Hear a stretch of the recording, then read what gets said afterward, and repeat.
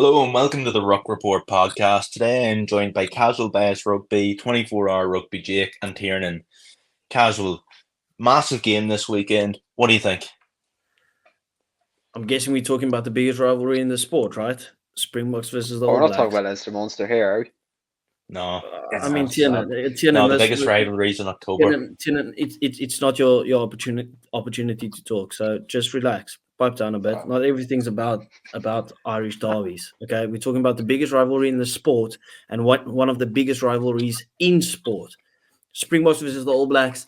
I mean, there's kind of two things to it, right? It's like the Springboks are dominant at the moment and whatever, and then there's like you kind of never write off the All Blacks, and I'm kind of stuck with it because like you're thinking, okay, we're playing at Ellis Park, but the record there is 5-5 at the moment, if I'm not mistaken.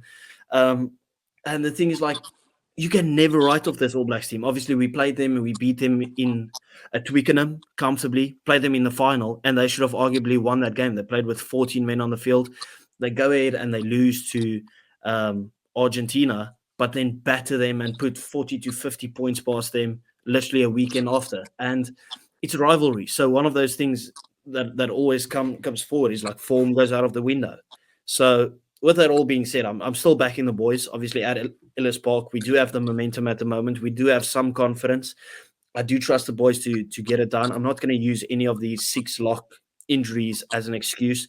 You've got to trust your boys. That's where squad depth comes in. So I'm going Springboks to take the game by 8, but I will not count out, like a lot of people, this All Blacks team at all at the moment. Yeah, my prediction is going to be New Zealand by 2 points. First of all, I can never bring myself to back Springboks to win the game again. But secondly, like looking at your team sheet, it's not the same as in the World Cup. Like you obviously have the lock crisis, Peter Steffen there, Ruan. Excuse my terrible pronunciation, but Nora, how do you say it? Norkia. Norkia. Oh well. Yeah, so obviously that's very different from the likes of Etzebeth. So on the bench, it's a bit made the bench.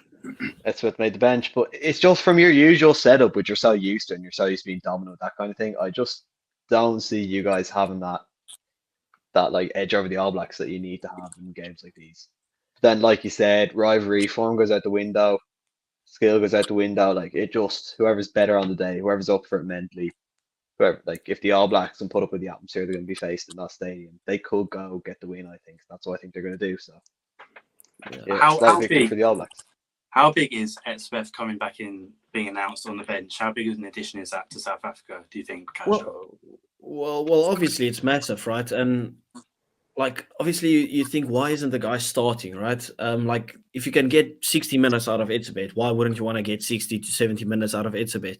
But I think the fact that Peter Steff has been so good, he can slot into that lock position once again. His previous time that he played there, got man of the match, albeit just the Wallabies. Ruan Orkia has deserved a call-up in the first place. He played sensationally for the Bulls throughout the season. He was great against the Wallabies as well, especially in defence.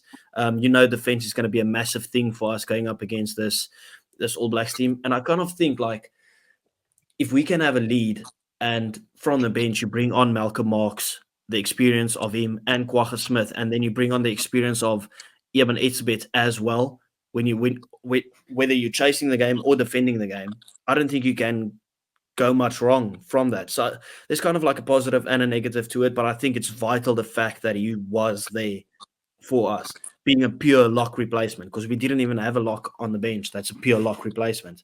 I believe it's massive. Like, you can't replace the experience and the calmness that the likes of Eben can bring from the bench.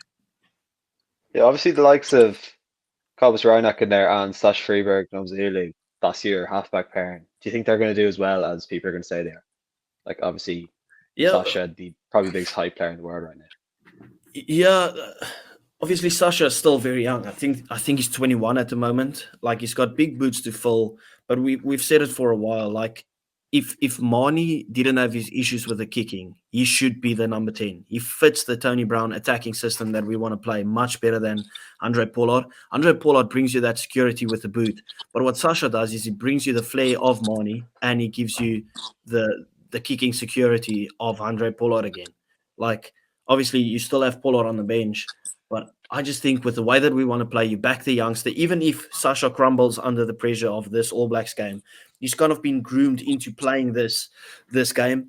If he struggles this game, don't just take him off or drop him for the next game. Trust him again. You kind of need to give guys that game where they struggle and you still back them to go in and play the next game. So yeah, obviously people talking about Reinach. Maybe William should have started, but I love Reinach. I've always said that he's our best 9, and he's been our best 9 for quite a while instead of Faf. So yeah.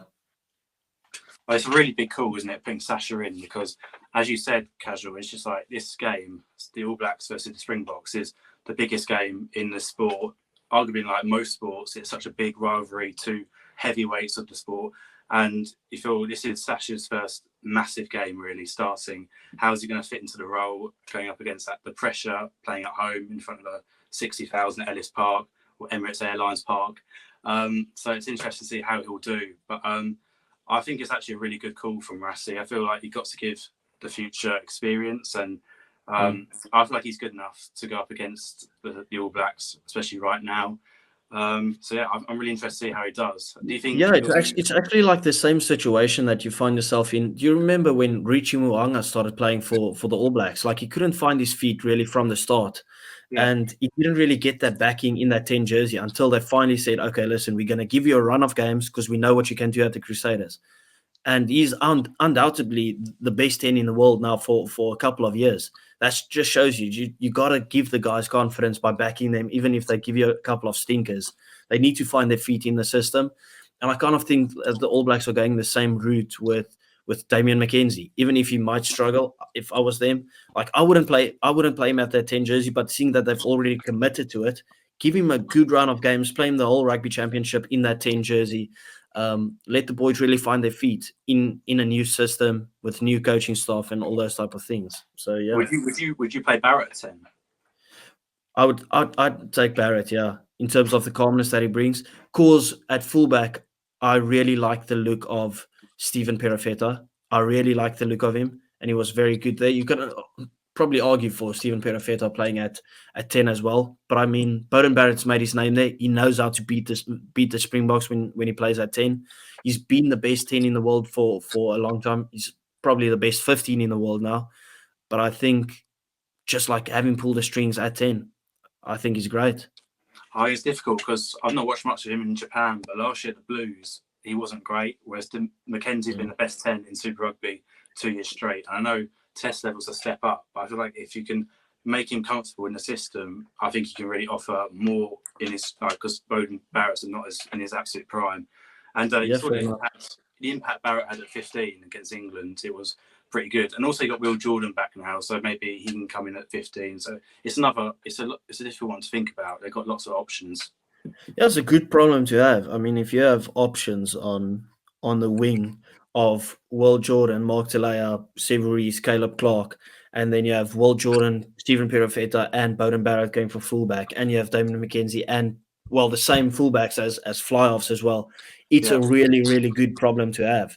So it's really not all doom and gloom for this All Blacks team. I still think there'll be a danger. You can never write them off. I am a bit scared, but you got to back your boys. Like, we are favorites. I will not accept a loss because this is our best opportunity that we've had in a very long time to actually go ahead and win the Rugby Championship. And I want some dominance between Rugby World Cups. I'm tired of just winning World Cups.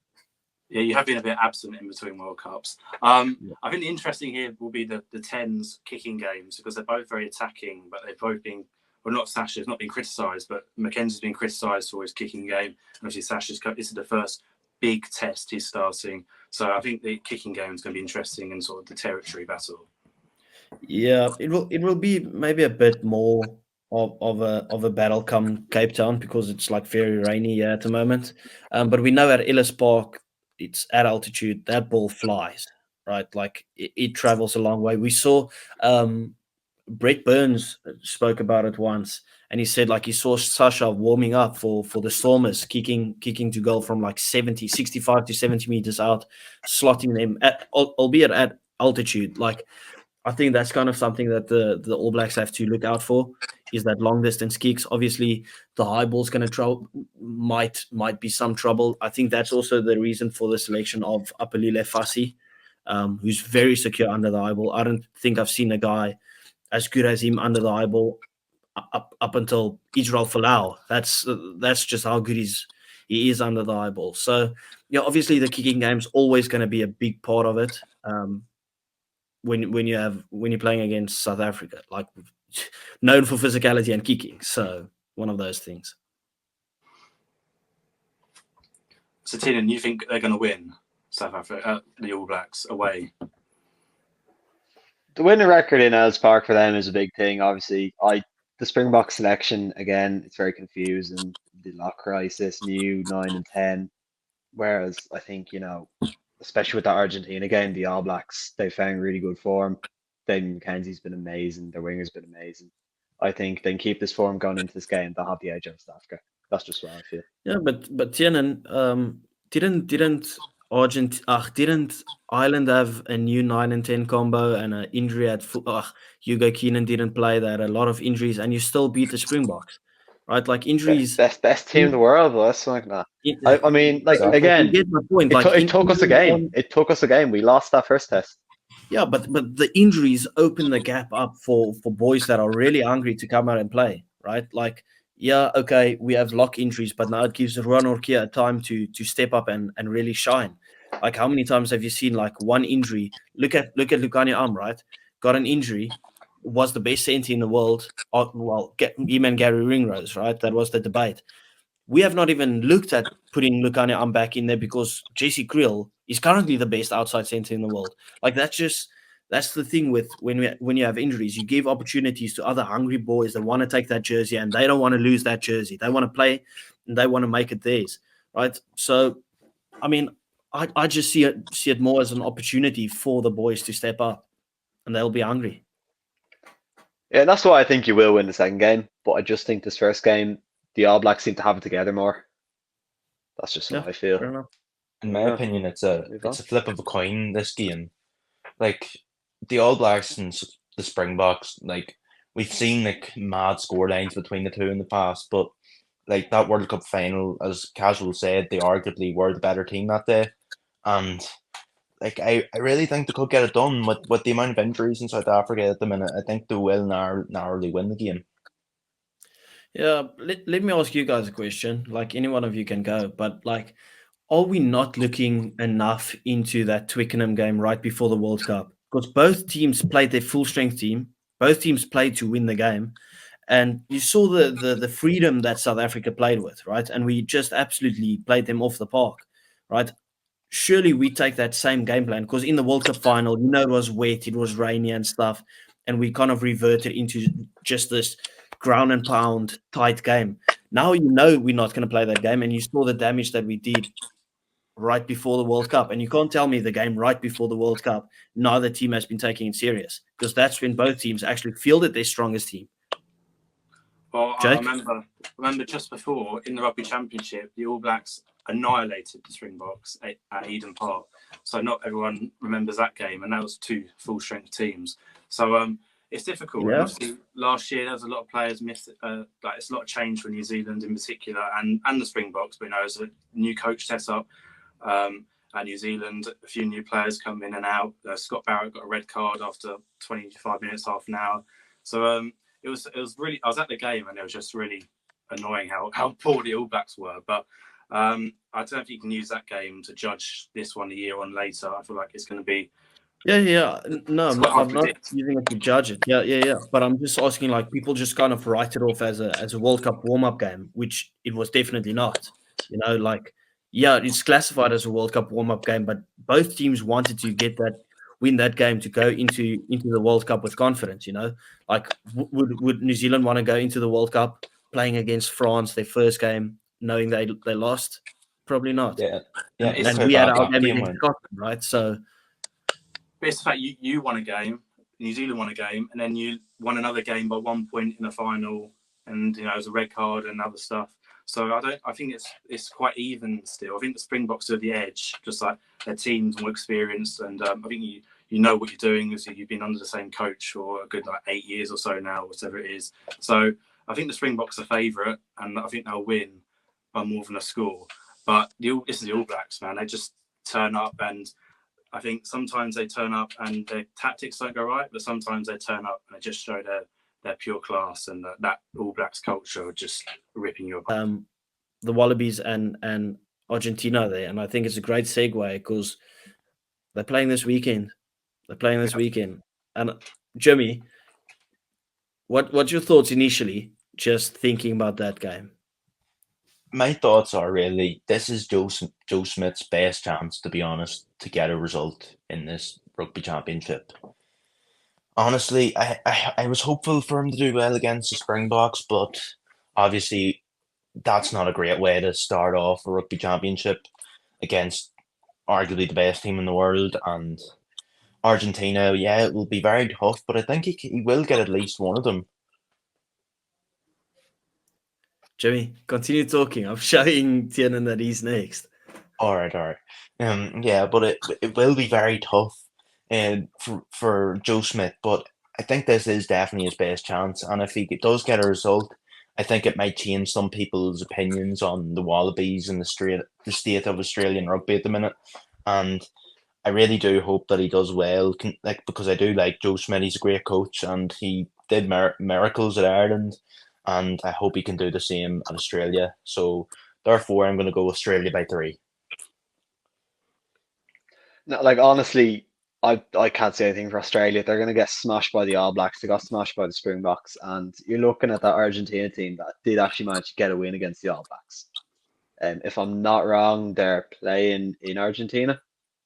So yeah, they're losing both of them. I think they're going to lose the first one by 10. Definitely this weekend. Joe Schmidt, yeah, he's a good coach. We know that. Turn Ireland into a great team, but there's only so much you can do with this Wallabies team. They've got players leaving left, right, and centre to go play league. Their best rugby athletes aren't going to be playing rugby for much longer. I just think it's the beginning of the end for the Wallabies. It's sad to say, powerhouse of world rugby, you don't want to lose them, but this Rugby Championship was so important for them to get the fans, to keep fans interested, to keep other teams interested in them. They're being seen as a tier 2 nation now. Look at the Springboks, put out a B team against them. That's the state they're in at the moment. I just can't see way back for them, and I think they're going to lose every game in this championship. I completely disagree. I feel like the Wallabies, they put in a good performance against the Springboks in the second test. And they didn't win, and it was hard conditions, which kind of made it hard for the Springboks to really play their full game. But I thought they put in a good performance. Angus Bell coming in really helped the scrum. Obviously, goes uncontested in the second half, but he really is one of the best props just around the park, and his scrummaging is solid. So that's a huge addition to have him back. They beat Wales and Georgia, which I know is just, it's not the best teams, but it's still better than they did in the World Cup. Both teams had new players, so you can't really say Wales are weakened that much. But Australia, they are missing big players like Fraser McWright is a huge loss, one of the best sevens in the world on current form. They haven't got players like Corey Toole back. They've lost Mark Nwani-Tuasi, and Will Skelton's not been called in for some reason. But I feel like they have got a chance. I feel like Joe Schmidt is a great manager, a great coach. He made Ireland a tier 1 nation. So I feel like he can do good stuff with the Wallabies. And I think they've got every chance to beat Argentina at least once. Yeah, Jake, I'm on the same wavelength as you. And let's not undershoot what he actually did in terms of the transformation with the All Blacks. Like under Fozzie's, he was 1 foot out of the door, right, until Joe Smith came in and totally rejuvenized or brought more energy into that team. Now, if you look at it from the Wallaby perspective, they had an absolute shocker. They had to totally rebuild after the World Cup. Like the damage that Eddie Jones did was crazy. But then to go and to beat a Welsh team that kind of went there and said, listen, we have nothing to lose. They looked a lot better than the scoreline reflected. They should have put away this Welsh team a lot easier. They let them back in. But it was decent performances. Georgia, they are a team on the up. People are calling for Georgia to play in the Six Nations. I'm not saying they should have, made it look more comfortable or anything. You have to realize that the Wallabies are still a struggling team. But it's not like Georgia's this easy team. It's not like they played against Namibia or something like that. So then when you go and play against the Springboks, who's currently the number one team in the world with the best rush defense in the world, and you look at they just got blown out of the water in the first half of the first game, right? But they were in my opinion, they were the better team in the second half, right? When they actually kept the ball and actually started running the ball. Like they in my opinion, were the better team in the second half.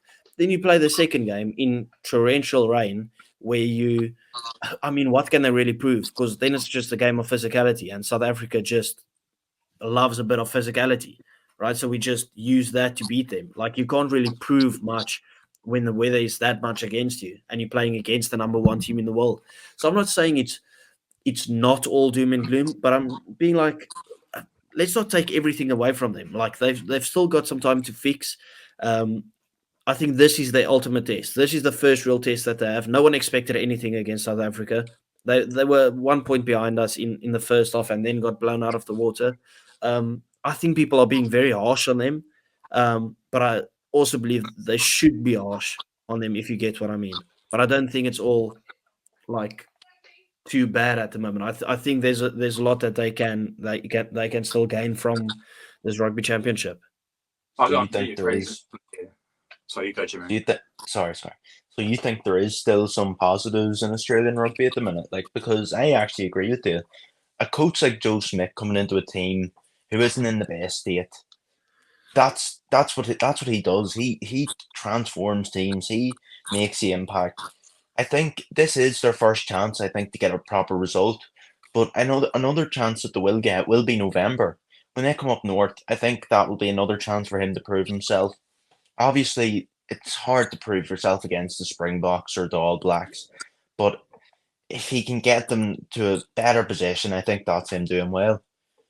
Yeah, well, who wouldn't want to support their team when they're winning? The big thing for them will just be, even if it's scrappy wins, just get some wins behind your name. Just play some better rugby. The first good thing that he did was absolutely just get the guys that deserve to play, give them that jersey again. Like, how did Noah Lolosio not have that 10 jersey? How did Tom Wright not have that 15 jersey?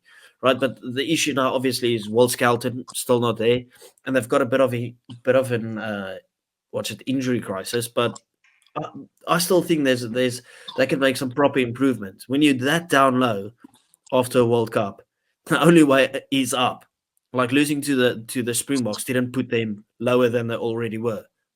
That wouldn't be fair because everyone expected them to lose that game by pretty much, and I think they actually competed better than people would expect. Well, better than I expected. So I don't think it's all doom and gloom. I think give Joe Smith time. The guy's literally played a couple of games now. He's literally just been in charge a couple of games. It's the same thing with Scott Robertson. How can you judge the guy who's only played a couple of games? So, yeah, I think there's a lot of positives to take from it. And that's why I think they beat Argentina this weekend.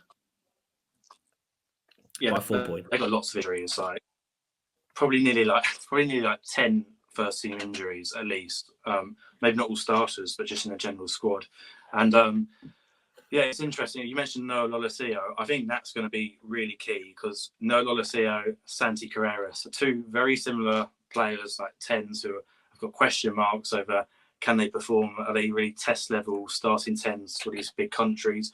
We all know that Australia and Argentina got some world-class loosies, a couple of class players in the back, like real agility and speed. But it's the 10s which have really got the question on them right now. So I think it's going to be an interesting matchup. Argentina, an interesting one, because they're kind of like, I feel like they're like France of 5-10 years ago, where you just don't know which team's going to turn up. It could be, on their day, they're like world-class nearly. They can do it with anyone. But if they don't turn up, they are absolute crap. So it's an interesting one. And obviously they played France at home a month ago or 2 months ago, and it was the Argentina team against a French C team, and they lost. And then the next week they won. So you just don't know what's going to happen. And it's a really difficult one to predict right now. I don't know what you think, Tim. Which I just predicted it. The Argentina Australia game. Yeah. Oh, sorry. Yeah, well, if you look at it from an Argentinian perspective, right? Like, obviously, I wouldn't look too much into that thing where they lost against that French team. Like, obviously, it's not nice. They got the victory, but then they beat the All Blacks, and then it was time for them to say, "Listen, okay, we're turning a leaf. We've done it twice before. Surely this time we at least make it close at Eden Park." I didn't expect them to win, but the fact that they got 40 to 50 points put past them as well kind of gives you that vibe. Is it like might be same old Argentina, and that's the thing. Like the inconsistency, they could beat the All Blacks, but then lose against Japan, And I think their home ground thing is a bit overrated. Like, yeah, it's an emotional place and stuff, but I wouldn't say it's a fortress. The last couple of years, the people that I see travel there, they get victories. Like South Africa travel there, get the victory. All Blacks travel there, put 40 to 50 points past them there, but then they go and beat the All Blacks in New Zealand again. Right. So I think Argentina performs better outside of their country when they know got nothing to lose, balls to the wall, just go ahead and play. I feel like Argentina is one of those teams that kind of just crumble under their own pressure that the fans might put on them there in the stadium. And I think this is an opportunity for Australia where it's like, okay, we're not playing at home. Yeah, the Argentinians won't support us, but at least we won't hear our own fans booing us. So we've just got everything to prove, right? They won't feel the pressure. They'll just be like, okay, let's go and play this rugby. Jimmy? Yeah, definitely. Yeah. Sorry, Jimmy. Yeah, sorry. Yeah, definitely. Like Argentina, as you said, like their own pressure does affect them a lot, and Australia, they can't go any further down from now. Like as you said, the only way is up for this team, and if they can really like get that nothing to lose attitude in there, and I really do think they could get at least a win, maybe even two. Like it is definitely, I think they have the advantage, even though they're away from home. They're a team that, like, the whole crumble under their own pressure thing, like they're a team that play off purely passion, and that's why they get these crazy results, like get hammered one week and then beat New Zealand in New Zealand the next week. It's just it's impossible to predict them, especially when they're coming up against a team that's like closer to their level than New Zealand. It could go either way. Like I just slated Australia there for about a minute straight. I think but the at the game's same going to be time, one with the forwards. Like the forwards battle will be interesting. I think the Wallabies props are actually stronger, and I think the scrum's going to be really on the Wallabies like strong points. But the other sort of forwards pack for the Argentina, you got Lavanini, Matera, Crema. So they got some really class forwards in there, and I think that's if they turn up and be really physical, I think that's where they can win it. The backs are kind of more even, I feel like. I see there's great players like Malia, Toulouse, and Chocobares, Cincy, but Australia has some great guys like Kellaway and Tom Wright as well. So it's quite even there, I think, and it's how the forwards go in that breakdown battle, I think. Yeah, I mean, like Argentina didn't look too great at scrum time during the World Cup, right? And then there was this whole thing about All Blacks going to blow them away now a couple of weeks ago. But then that game that only had a scrum since the 60th minute, Argentina were the better team at scrum time again. But then literally the weekend after, they got blitzed at scrum time again. I mean, everything about Argentina just literally says inconsistency. I do agree that Australia might have the upper hand at scrum time. Obviously, they have Alan Alatua, Agnes Bell, James Slipper. Those guys, they are good at scrum time. They'll have the upper hand for that. But a big loss for them. They'll have his Fraser McRae. Well. Yeah, Taniela Tupa. Yeah. But when you look at the breakdown threat, obviously Australia will want to have quick ruck ball. If you look at if they play Tate McDermott and they've got Noah Lolosio, Hunter Paisami, and Ikitau, that you want to get that ball as quickly to them to get those wingers into some space or get Tom Wright to create some magic. But then you look at we've also have to go against Pablo Matera, Kremer, and Gonzalez. That's going to literally go for every single ball and every single breakdown. It's like, are you going to get your quick ruck ball? Probably not.